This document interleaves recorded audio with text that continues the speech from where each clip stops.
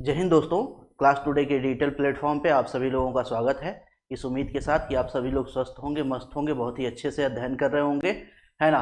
चलिए फटाफट जो है कि आज की क्लास को जो है कि आगे बढ़ाते हैं।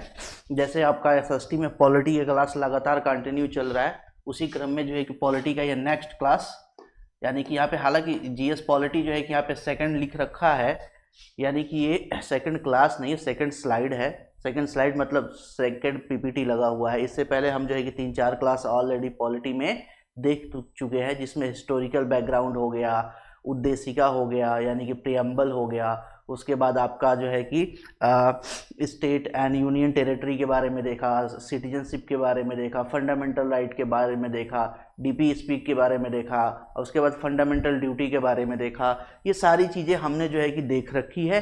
अब जो है कि एक मान के चलिए कि ये लगभग हम जो है कि 50% जो है कि आपका पॉलिटी का सिलेबस कंप्लीट कर चुके हैं, और 50% और जो है कि पॉलिटी का सिलेबस है, जो जिसमें से आपका ये जो है कि आपका क्या हो गया, ये आपका जो है कि प्रेसिडेंट और वाइस प्रेसिडेंट हो गया, उसके बाद संसद हो जाएगा, जुडिशरी हो जाएगा, और उसके बाद जो है कि छोटे छोटे और जो है कि चीज़ें हैं, यानी कि और 3 से ज़्यादा 4 से 5 क्लासेस लगेंगी।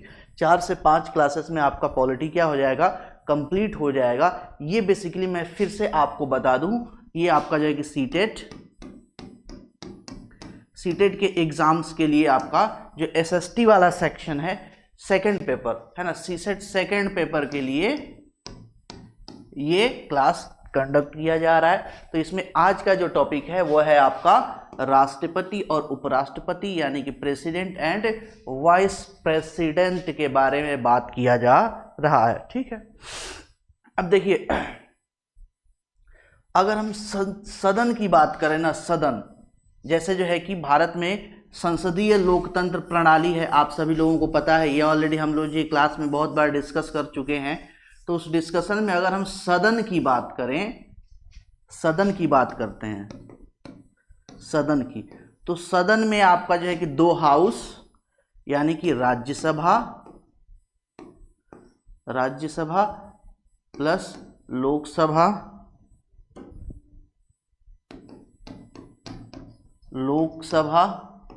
है ना, राज्यसभा लोकसभा प्लस आपके राष्ट्रपति,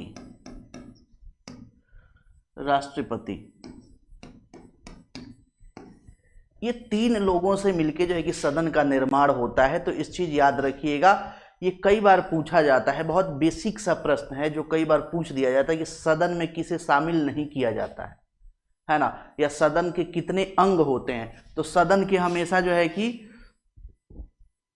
3 अंग होते हैं, 3, राज्यसभा, लोकसभा और राष्ट्रपति। राज्यसभा, लोकसभा और राष्ट्रपति, ये चीज हमेशा याद रखिएगा। ठीक है, अब जो है कि इसके अलावा और देखें तो हमारे जो है कि कॉन्स्टिट्यूशन में शक्ति का पृथक्करण अपनाया गया है, यानी कि जो प्रशासनिक शक्तियां हैं उनको अलग अलग विभाजित कर दिया गया है, जिसमें से जो है कि आपका एक है आपकी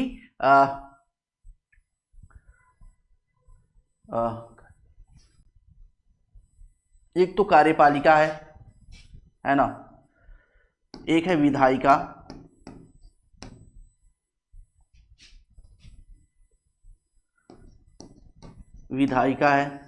है ना, दूसरी आपकी कार्यपालिका है, तीसरी आपकी न्यायपालिका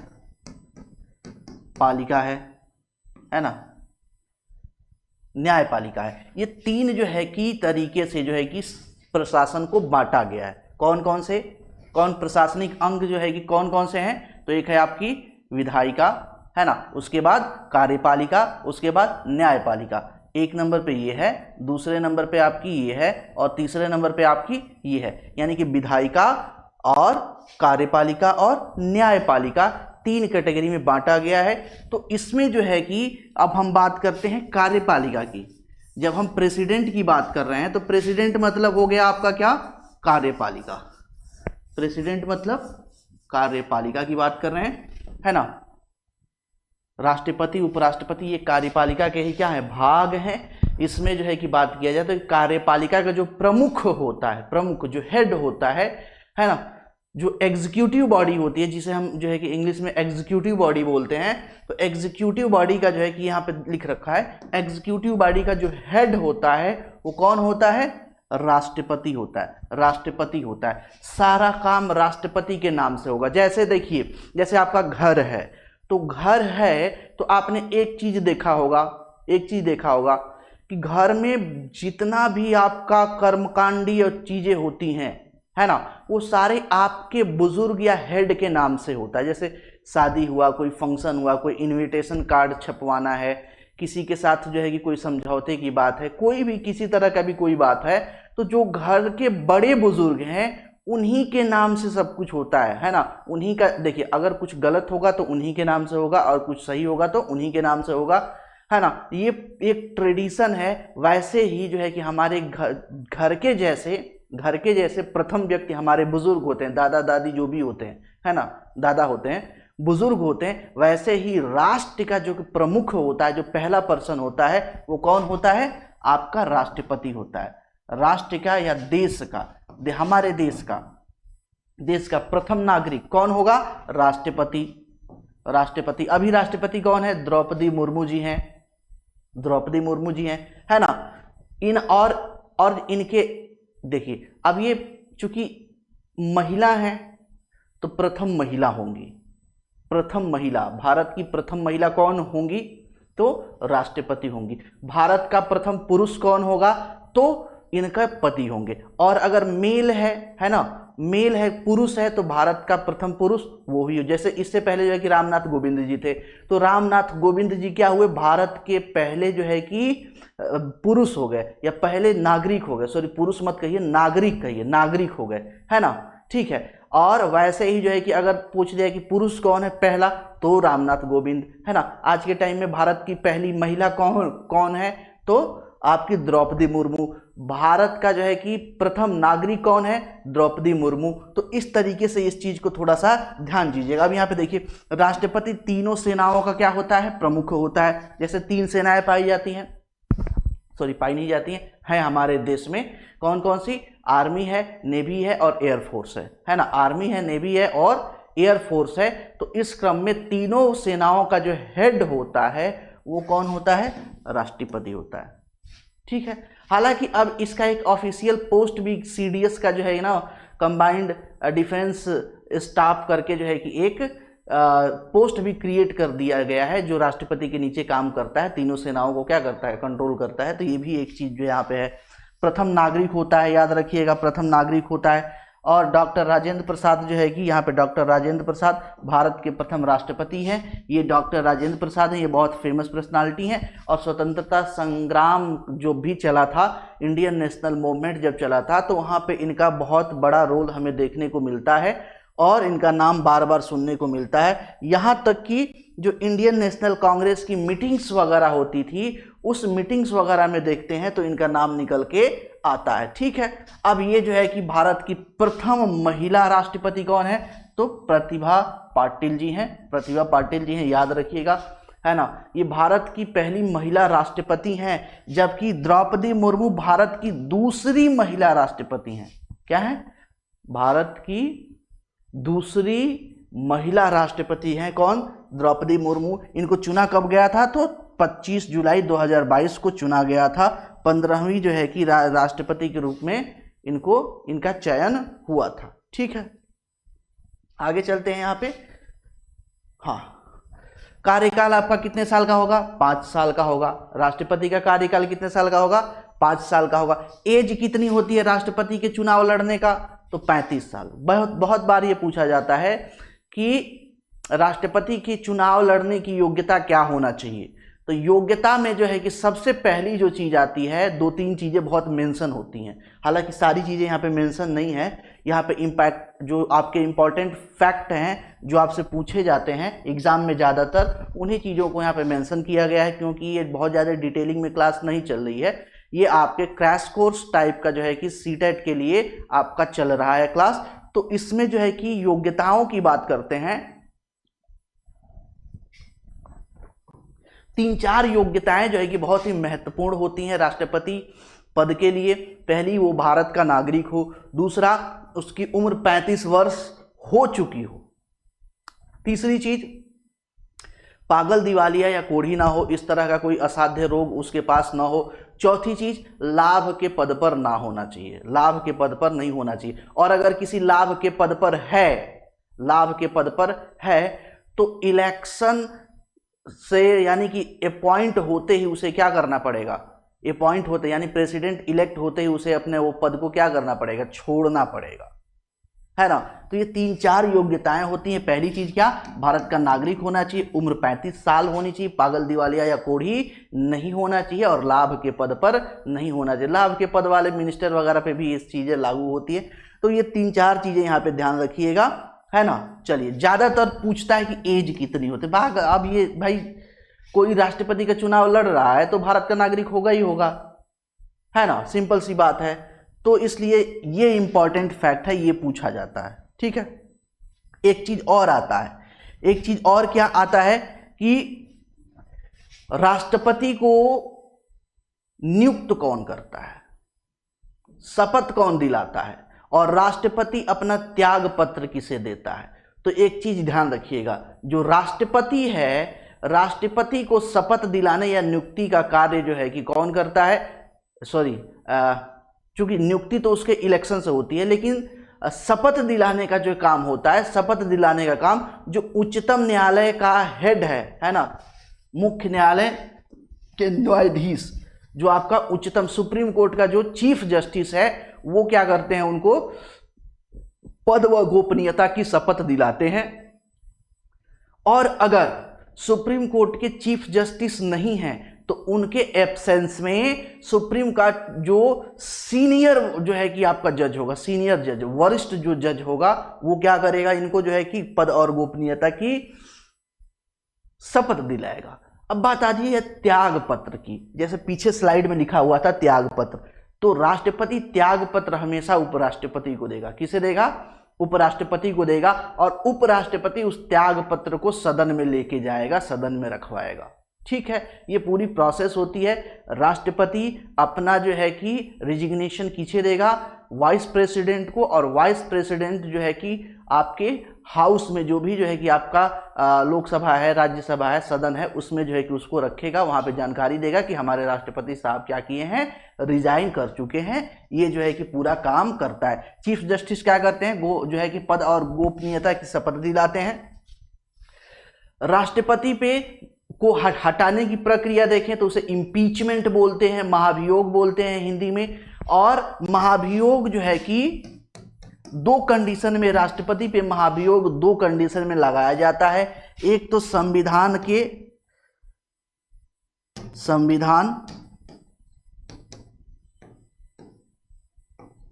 का अतिक्रमण,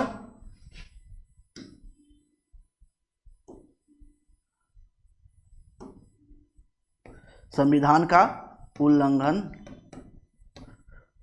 की बात करते हैं तो वहां पे, और अतिक्रमण की बात होती है, और साथ ही साथ कदाचार के कंडीशन में। कदाचार के कंडीशन में मतलब कि ऐसा हो कि वो भारत के सीक्रेट ही लीक कर दिए, है ना, किसी से ज्यादा लगाव के चलते, चाहे वो लगाव कैसा भी हो, पर्सनल हो, व्यक्तिगत लेवल पे हो, किसी और कल्चरल लेवल पे हो, या ह्यूमैनिटी लेवल पे हो, किसी भी लेवल पे हो, अगर वो जो है कि इन्फ्लुएंस में आके कुछ ऐसी बात किसी देश को बता दिए जो नेशनल सिक्योरिटी के लिए सही नहीं है, या जो गोपनीय चीजें हैं, तो अगर उसका उल्लंघन, देखिए सिंपल सा फंडा है, 2 कंडीशन में इन पे इम्पीचमेंट लाया जाएगा। पद और गोपनीयता की शपथ लिए हैं, अगर इसका वायलेशन करेंगे तब जो है कि उन पे लाया जाएगा। वायलेशन कब होगा, जब कोई सीक्रेट चीज किसी कंट्री को लीक कर दिए, बता दिए, इस कंडीशन में। दूसरी चीज, जब वो संविधान का उल्लंघन करेंगे, तो संविधान के उल्लंघन के केस में भी क्या होगा, उन पे, संविधान के उल्लंघन के केस में भी उन पे इंपीचमेंट आएगा, महाभियोग आएगा। साथ ही साथ एक चीज और ध्यान दीजिएगा कि जो महाभियोग आएगा, देखो जितनी चीजें हम बोल रहे हैं ना, यहाँ पे जरूरी नहीं है लाइन बाय लाइन आपको पढ़े यहाँ पे, ठीक है, बट जितनी चीजें बोल रहे हैं इसमें आपको पॉइंट वाइज जो है कि लिखा हुआ मिल जाएगा, और वही चीजें रखी गई है जो आपके सीटेट के एग्जाम में बार बार रिपीट होती है, ठीक है। महाभियोग लाया कहाँ जाएगा? तो महाभियोग लाया जाएगा सदन के किसी भी सदन में, लोकसभा में भी लाया जा सकता है, राज्यसभा में भी लाया जा सकता है, इसमें कहीं कोई बाउंडेशन नहीं है। क्यों? क्योंकि दोनों सदनों को, जो आपका लोकसभा है, राज्यसभा है, लोकसभा और राज्यसभा की आहूत करने का, ज्वाइंट सेशन बुलाने का या हेड के रूप में देखे तो कौन है? राष्ट्रपति है। तो उसके खिलाफ दोनों सदनों में से किसी भी सदन में महाभियोग लाया जा सकता है। एक चीज और यहां पे मिस हो रही है, वो हो रही है कि राष्ट्रपति का चयन कैसे होता है। तो राष्ट्रपति का चयन जो है कि अनुपातिक प्रतिनिधित्व प्रणाली एकल संक्रमणीय मत के आधार पर होता है। यहां पे लिखा हुआ है, the president is elected by the single transferable vote method according to the proportional representational system, एकल संक्रमणीय पद्धति द्वारा, है ना। एक देख लीजिए, इसको हिंदी में भी देख लीजिए, यहां पे ये है, राष्ट्रपति का चुनाव अनुपातिक प्रतिनिधित्व प्रणाली के अनुसार एकल संक्रमणीय मत पद्धति के द्वारा होता है ना। चुनाव होता है। अब इसमें होता क्या है, जैसे हम लोग चुनाव करते हैं ना, हम जब इलेक्शन में पार्टिसिपेट करते हैं, वोट देने जाते हैं, तो वोट देने जाते हैं तो हमारे पास मान लीजिए 4 कैंडिडेट हैं, ए, बी, सी और डी, 4 कैंडिडेट है। जैसे हम जो है कि ग्राम पंचायत का इलेक्शन के लिए जा रहे हैं, या स्टेट इलेक्शन के लिए जा रहे हैं, या सेंट्रल इलेक्शन के लिए जा रहे हैं, या म्युनिसिपल इलेक्शन के लिए जा रहे हैं, किसी भी इलेक्शन के लिए जा रहे हैं, तो हमारे पास 4 कैंडिडेट का ऑप्शन है और इसमें से हमें किसी एक को चूज करना होता है। किसी भी एक को क्या करना है, इसको ना चूज कीजिए, आप इसे चूज कर लीजिए, किसी एक को चूज करना होता है। बट राष्ट्रपति के इलेक्शन में क्या होता है कि राष्ट्रपति के इलेक्शन में ऐसे किसी सिंगल पर्सन को टिक नहीं लगाना होता। जैसे हम एग्जाम, आप लोग एग्जाम देने जाते हो, तो एग्जाम देने जाते हो तो उसमें 4 ऑप्शन होता है, 4 में एक टिक लगाना होता है ना, ठीक है। एक तो वो होता है। दूसरा जो इलेक्शन होता है, जो आपका प्रेसिडेंशियल इलेक्शन होता है, तो प्रेसिडेंशियल इलेक्शन में अगर एक तो 4 कैंडिडेट ज्यादातर होते नहीं, सामान्य तौर पे 2 कैंडिडेट ही होते हैं, है ना, 2 कैंडिडेट होते हैं। तो अब इसमें होगा क्या, 2 या 3 कैंडिडेट जो भी है, चलिए 3 कर लेते हैं, 2 या 3 कैंडिडेट जो भी होते हैं। अब इसमें क्या होता है, आपको प्रायोरिटी वाइज जो है कि क्या करना होता है, सेट करना होता है। जैसे आप चाहते हो कि ए प्रेसिडेंट बने, तो इसके साथ 1 नंबर लिख देंगे कि हमारी पहली पसंद कौन है, ए है, जो है कि उसके बाद सी दूसरी पसंद है, उसके बाद बी आपकी तीसरी पसंद है। यानी कि तीनों को आपको सीक्वेंस में जो है कि रखना है। जैसे एग्जाम में ही एक तरह का क्वेश्चन ऐसा आता है जिसमें आपको 3-4 घटनाक्रम दे देता है और 3-4 घटनाक्रम को कहता है कि आप उसे क्रोनोलॉजी में सेट कीजिए। वैसे ही जो आपका प्रेसिडेंशियल इलेक्शन होता है, तो प्रेसिडेंशियल इलेक्शन में प्रायोरिटी वाइज आपको कैंडिडेट को चूज करना होता है। यानी कि आप सबसे पहली पसंद आपकी राष्ट्रपति के लिए कौन व्यक्ति है, तो ए व्यक्ति है, चलो भाई मान लिए। दूसरी पसंद हमारी राष्ट्रपति के लिए कौन है, तो सी व्यक्ति है। तीसरी पसंद हमारी जो है कि कौन है राष्ट्रपति के लिए, तो बी जो है कि बी पर्सन है। अब इस तरीके से इसका इलेक्शन होता है। फिर सबसे पहले इसको काउंट किया जाएगा, पहली पसंद किसी कौन है। और पहली पसंद में ही जो है कि क्या होता है, ज्यादातर रिजल्ट निकल जाते हैं। हालांकि एक आध बार दूसरी पसंद की जो है कि आगे भी आएगा, एक आध बार दूसरे लेवल की काउंटिंग हुई है प्रेसिडेंशियल इलेक्शन में। जैसे बीबी गिरीश के टाइम में भी जो है कि आपका दूसरी बार जो है कि वोट की काउंटिंग हुई थी, क्योंकि पहली बार में जो है कि वोट के काउंटिंग में कोई विक्ट्री डिक्लेयर नहीं हो पाया था, और विक्ट्री डिक्लेयर नहीं हो पाया था तो दूसरी बार काउंटिंग हुई थी कि सेकंड प्रायोरिटी पे देखा जाए अब कौन जीत रहा है, तो उसके अकॉर्डिंग जो है कि ये डिक्लेयर होता है। तो ये प्रॉपर जो है कि एक इलेक्शन का सिस्टम है, और उस इलेक्शन सिस्टम में जो है कि प्रेसिडेंशियल इलेक्शन। अच्छा, एक चीज और है, अप्रत्यक्ष राष्ट्रपति का चुनाव क्या होता है, अप्रत्यक्ष होता है। ये भी याद रखिएगा, अप्रत्यक्ष होता है। भारत में राष्ट्रपति का चुनाव अप्रत्यक्ष होता है ना। अप्रत्यक्ष होता है। बाकी प्रधान वगैरह का चुनाव क्या होता है, प्रत्यक्ष होता है। अब इसका अप्रत्यक्ष कैसे होता है, अप्रत्यक्ष ऐसे होता है कि हम लोग अपने कैंडिडेट को, अपने रिप्रेजेंटेटिव को चूज करके हाउस में जो है कि भेजते हैं, और हाउस में वो लोग जाके प्रेसिडेंट के इलेक्शन में पार्टिसिपेट करके हमारे तरफ से हमारा रिप्रेजेंटेटिव बनके जो है कि चुनाव कराते हैं, किसका, प्रेसिडेंट का, यानी कि राष्ट्रपति का, और वहां पे राष्ट्रपति का चुनाव होता है। यानी कि देखिए राष्ट्रपति का चुनाव हम ही कर रहे हैं, लेकिन इनडायरेक्टली, डायरेक्टली कौन कर रहा है, हमारे रिप्रेजेंटेटिव, हमारे प्रतिनिधि कर रहे हैं। तो इस चीज का ध्यान दीजिएगा। अच्छा, इलेक्शन में भाग कौन लेता है, लोकसभा लेगी, सॉरी राज्यसभा लेगी, और लोकसभा के सदस्य लेंगे, है ना। साथ ही साथ आपके विधानसभा के निर्वाचित जो सदस्य हैं वो भी लेंगे। तो ये भी कई बार प्रश्न बनता है कि राष्ट्रपति के चुनाव में कौन भाग लेता है, कौन भाग नहीं लेता है। तो भाग कौन लेता है, राज्यसभा, लोकसभा और विधानसभाओं के सदस्य जो है कि भाग लेते हैं। एक चीज और, मनोनीत सदस्य इसमें भाग नहीं लेते। इस चीज को याद रखिएगा कि जो मनोनीत सदस्य हैं, राष्ट्रपति द्वारा जो मनोनीत सदस्य हैं, मनोनीत सदस्य,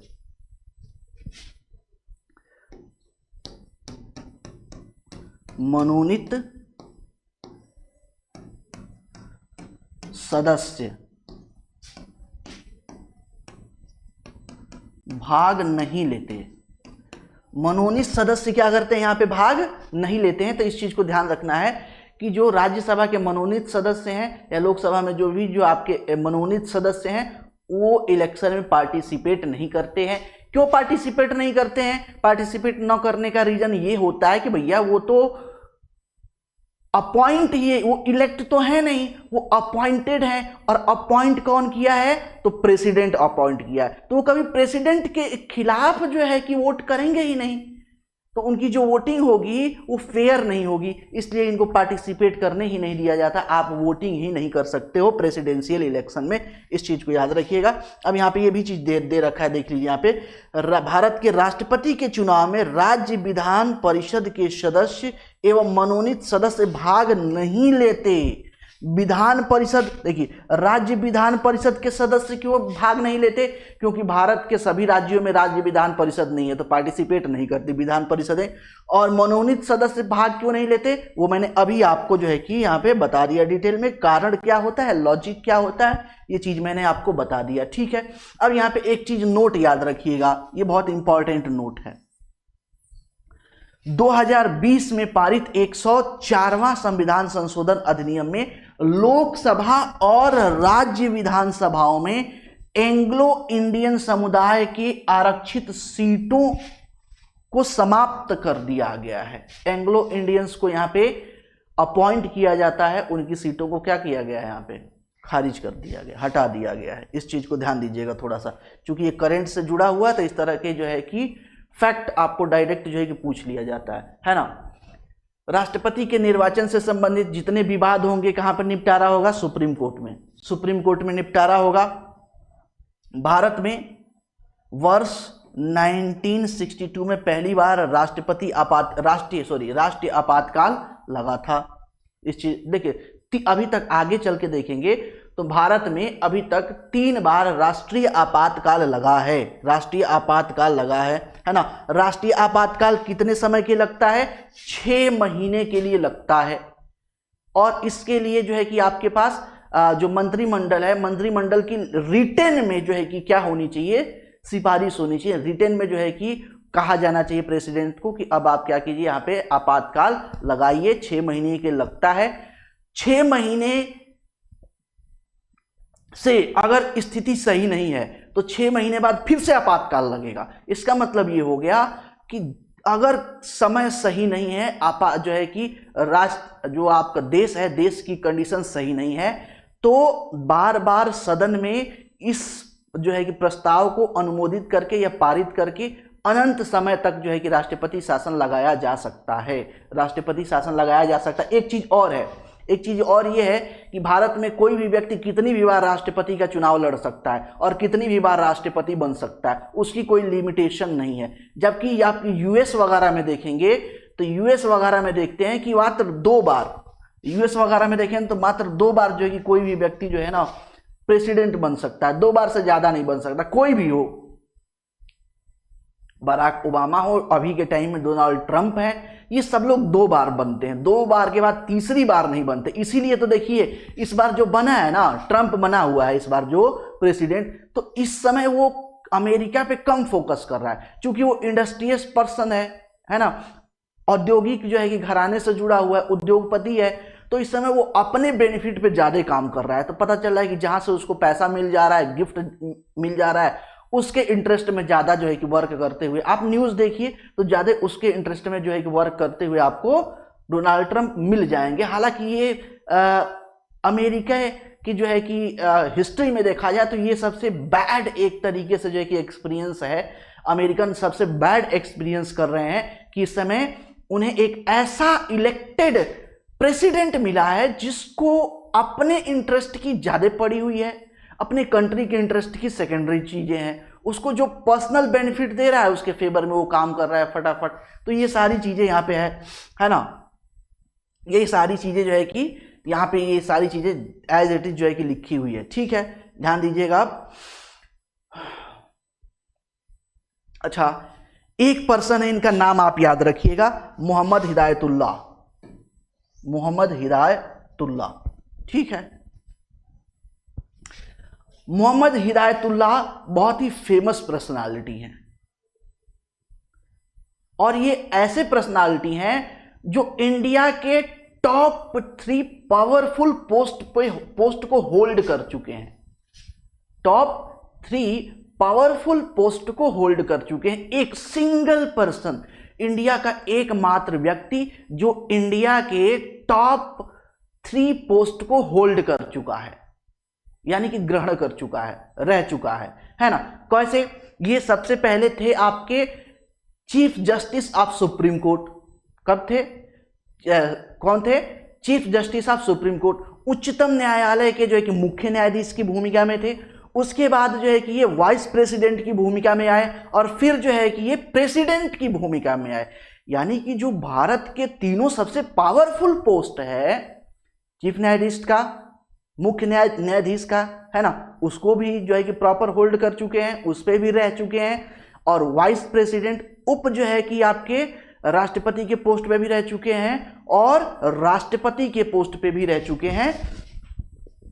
22 जुलाई से लेके 24 अगस्त तक जो है कि राष्ट्रपति के पोस्ट पे ये रह चुके हैं, ठीक है। मोहम्मद हिदायतुल्लाह, ये चीज ध्यान दीजिएगा, बहुत फेमस पर्सनालिटी है, तो ये चीज ध्यान देने वाली बात है ना। चलिए,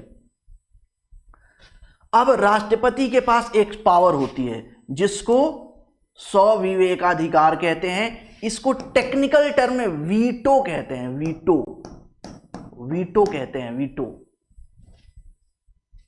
अब वीटो क्या होता है? वीटो होता है किसी, यानी कि कार्यपालिका के किसी कार्य पर या किसी जो है कि बिल पर एक तरीके से राष्ट्रपति के नकारने का जो है कि तरीका होता है।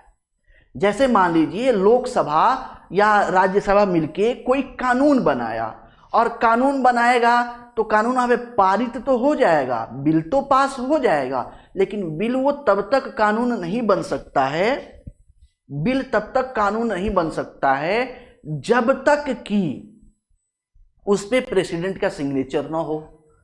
तो कानून बनने के लिए बिल को पारित होने के बाद कानून बनने के लिए प्रेसिडेंट का सिग्नेचर क्या है? मैंडेटरी है।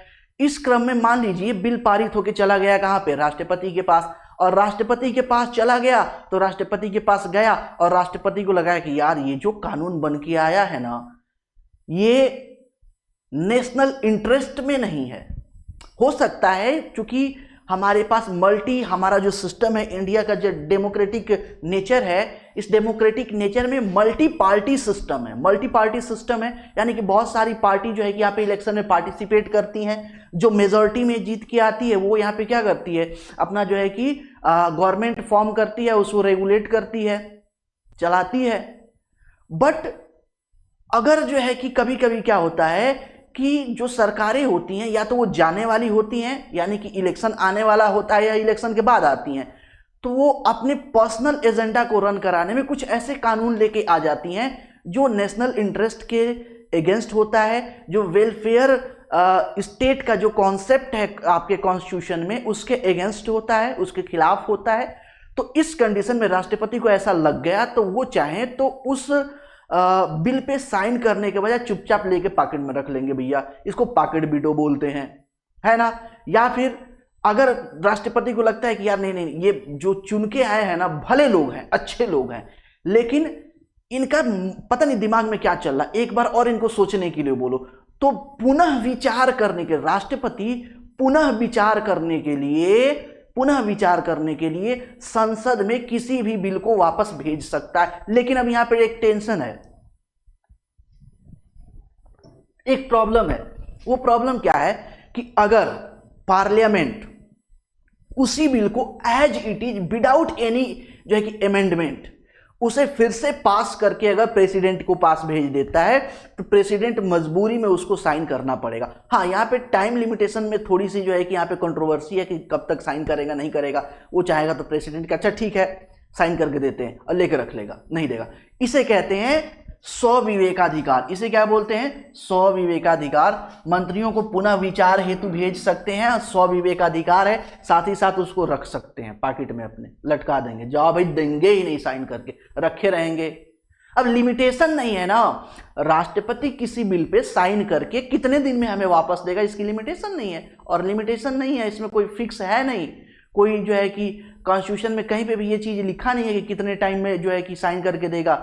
तो ये फिर अब राष्ट्रपति को एक एक्स्ट्रा जो है कि पावर दे देता है, और ये एक तरीके से ठीक भी है, कोई दिक्कत वाली बात नहीं, अच्छी चीज है ना। चलिए आगे चलते हैं।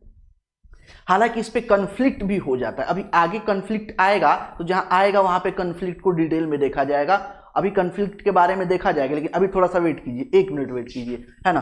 राष्ट्रपति द्वारा आपात स्थिति की घोषणा के लिए संघीय मंत्रिमंडल का लिखित परामर्श आवश्यक है। ये मैंने आपको ऐसे ही बता दिया कि जब इमरजेंसी डिक्लेयर करना होता है या वार डिक्लेयर करना होता है, दोनों ही कंडीशन में जो आपका मिनिस्ट्रियल सिस्टम है उसके द्वारा रिटेन में देना क्या है, जरूरी है, तभी डिक्लेयर होगा, नहीं तो नहीं डिक्लेयर होगा। ठीक है, चलिए आगे चलते हैं।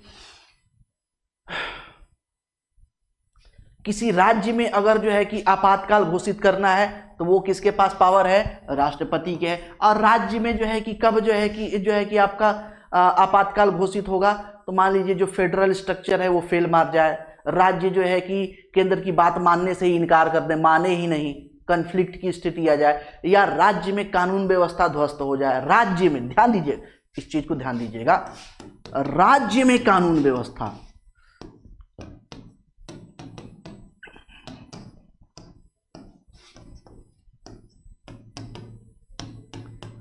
राज्य में कानून व्यवस्था अगर ध्वस्त हो जाता है तो राज्य में कानून व्यवस्था ध्वस्त हो जाने के कंडीशन में राज्य में जो आपातकाल लगाया जा सकता है। लेकिन भारत में कानून व्यवस्था ध्वस्त होने के कंडीशन में नहीं, ऐसा कोई सेंटेंस ही नहीं लिखा गया है कॉन्स्टिट्यूशन में, इस चीज को ध्यान रखिएगा। ठीक है, अभी तक देखा जाए तो ये जो है कि ये यहाँ पे एक चीज है कि भैया देखो 1975 में आपातकाल घोषित किया गया था, और इसके बारे में पूछता है कि राष्ट्रपति कौन थे, तो राष्ट्रपति फखरुद्दीन अली अहमद थे। यहाँ पे इस चीज को ध्यान दीजिएगा, राष्ट्रपति कौन थे? फखरुद्दीन अली अहमद। अभी तक देखा जाए तो भारत में 3 बार जो है कि आपको नेशनल इमरजेंसी डिक्लेयर किया गया है। कितनी बार? 3 बार नेशनल इमरजेंसी डिक्लेयर किया गया है। सबसे पहले नेशनल इमरजेंसी डिक्लेयर किया गया है इंडो चाइना वार या चीन से युद्ध के समय 1962 में। उसके बाद भारत पाकिस्तान युद्ध 1971 में, जिसमें बांग्लादेश पैदा हुआ था, है ना। और उसके बाद 1975 में, है ना, यहाँ पे जो है कि आपका 3 टाइम जो आंतरिक विद्रोह, सशस्त्र विद्रोह हुआ था। 1975 में जो नेशनल इमरजेंसी डिक्लेयर की गई थी, इसका कारण क्या था? सशस्त्र विद्रोह हुआ था, भारत में जो है कि आंतरिक कलह हो गया था, सशस्त्र विद्रोह हुआ था। इस कंडीशन में नेशनल इमरजेंसी घोषित की गई थी। यहाँ पे भी कानून व्यवस्था तोड़ने की बात नहीं की गई, इस चीज को ध्यान देखो, टर्म ध्यान देना है, टर्म ध्यान देना, टर्म ही तो मेन है। अगर टर्म से छेड़छाड़ हो गया ना तो मैटर नहीं करता है स्टेटमेंट क्या लिखता है, मीनिंग सेम होगा, ये बाद में देखा जाएगा। टर्म करेक्ट होना चाहिए, टर्म करेक्ट नहीं है तो मीनिंग मैच नहीं करेंगे भाई, है ना। चलो आगे चलते हैं। राष्ट्रपति कानून से जुड़े किसी भी मामले पर भारत के सर्वोच्च न्यायालय से, अब देखो भैया ये आ रहा है मैटर, अभी जब हम कह रहे थे ना राष्ट्रपति का, है ना, कॉन्फ्लिक्ट की स्थिति, कि अगर कार्यपालिका से कॉन्फ्लिक्ट की स्थिति बन जाती है तो क्या बनता है, तो इसमें ये अब यहां से जो है कि सेक्शन स्टार्ट हो रहा है, ये चीजें आ रही हैं। अब देखो, राष्ट्रपति कानून से जुड़े किसी मामले पर भारत के सर्वोच्च न्यायालय से सलाह मांगने के लिए क्या है, स्वतंत्र है। सलाह देके राष्ट्रपति सुप्रीम कोर्ट से किसी भी मुद्दे पर सलाह मांग सकता है, बशर्ते वह मुद्दा स्वतंत्रता के पहले का नहीं होना चाहिए। मांग सकता है, ठीक है।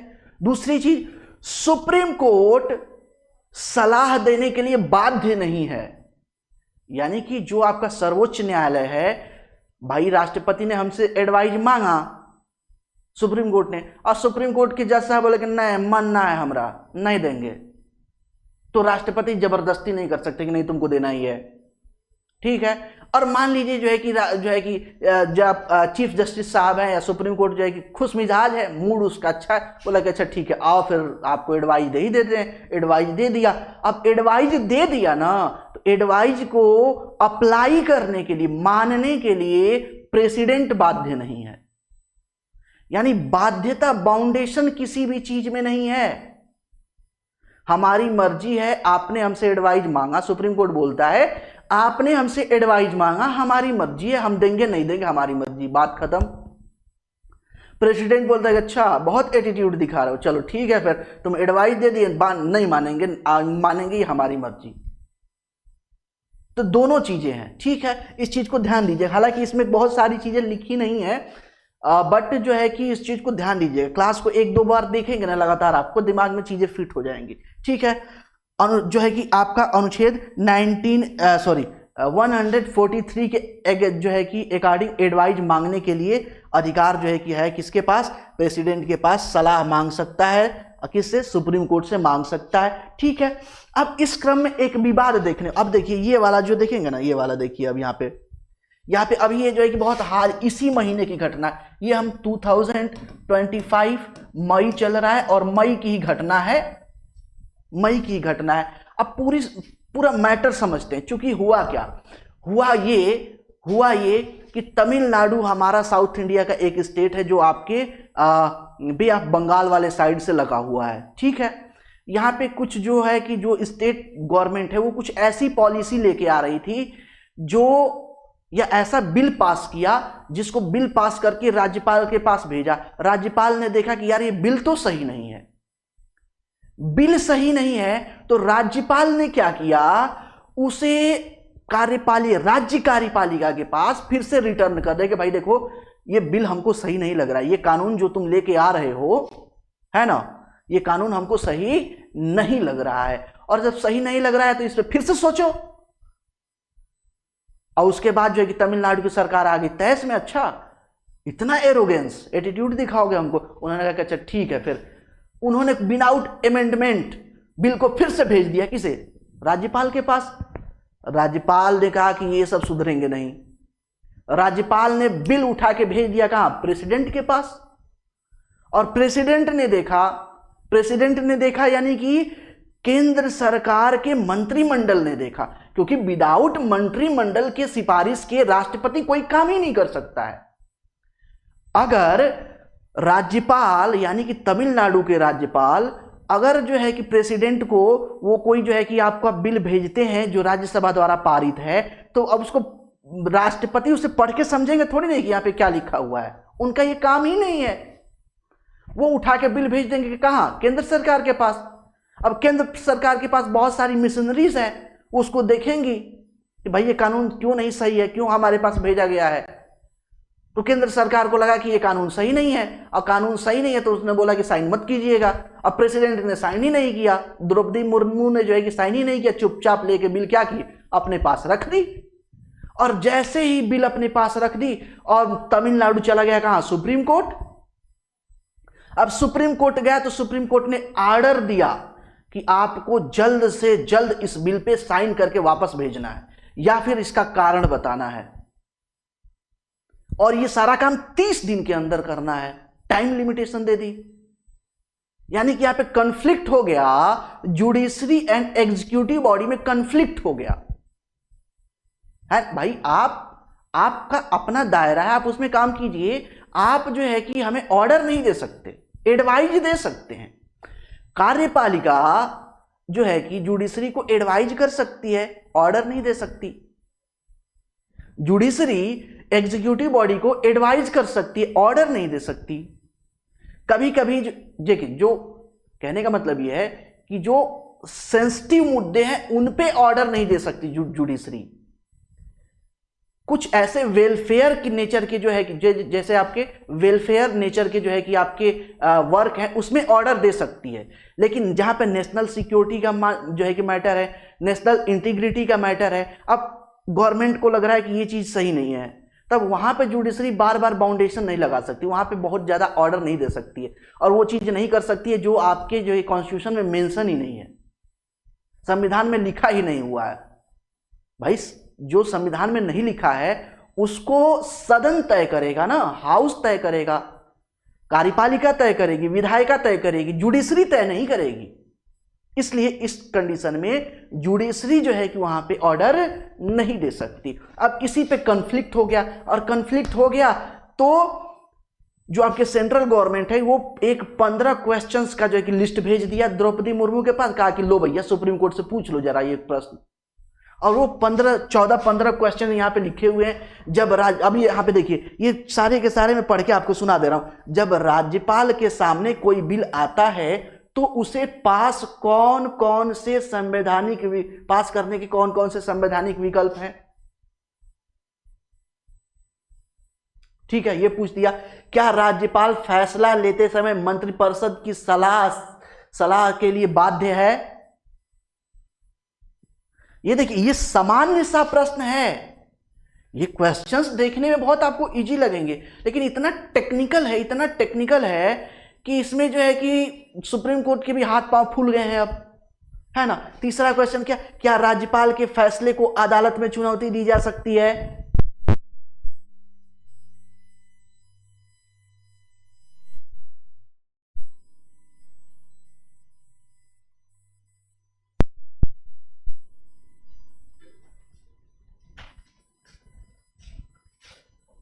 माफ कीजिएगा, लाइट कट गई है, 1 मिनट थोड़ा सा रुक जाइए बस।